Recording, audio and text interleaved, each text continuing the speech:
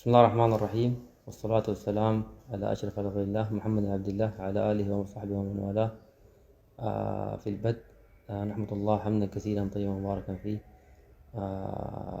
على النصر على النادي الأهلي. وطبعا النادي الأهلي من أول الآن الفرق في أفريقيا، فكان التوفيق من الله عز وجل.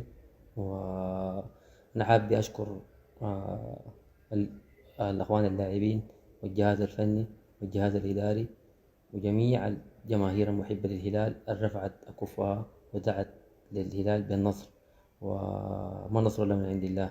نشكر الجميع وبدون استثناء، وإن شاء الله القادم يكون أحلى وأفضل.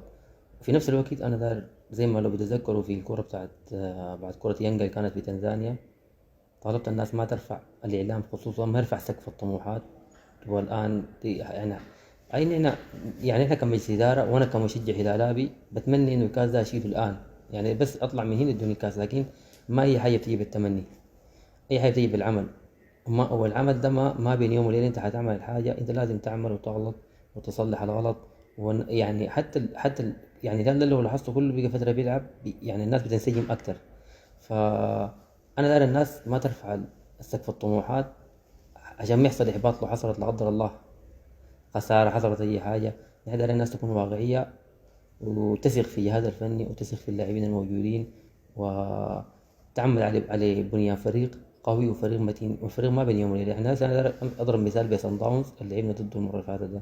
سان داونز ده المدرب ماكويني ده له 4 سنة مدرب مع سان داونز. الآن حصلوا هما مرحلة 28 لاعب أو 30 لاعب كلهم مستوى زي بعض. حتى هنا في السودان بيقول لك التشكيلة ولا تثبت التشكيلة. يعني نحن راجعنا لصن داونز الآن لعب الدوري، لعب له 14 مباراة تقريبا. الناس ال 14 مباراة دي التشكيلة كله تشكيلة بيكون فيها الثابتين من المباراة فاتت نفرين بس، 9 بيتغيروا. نحن ساعدنا نحصل المرحلة دي إن شاء الله وبنحصلها بصبر الناس وبتكاتف الناس وبدعوات الناس وبإنه يفهموا إنه الفريق القوي لازم يكون في كل الفريق يكون على الأقل في يعني الليفل يكون قريب جدا من بعض، فعشان يحصل تنافس في الخانات. كل خانة يكون فيها اثنين يكون فيها ثلاثة يكون مستوياتهم قريبة جدا يكون فيها قتال. انت ما تضمن الميدان ده لما تكون خاشي ما تكون ضامن خانتك، يحصل قتال جوا الميدان.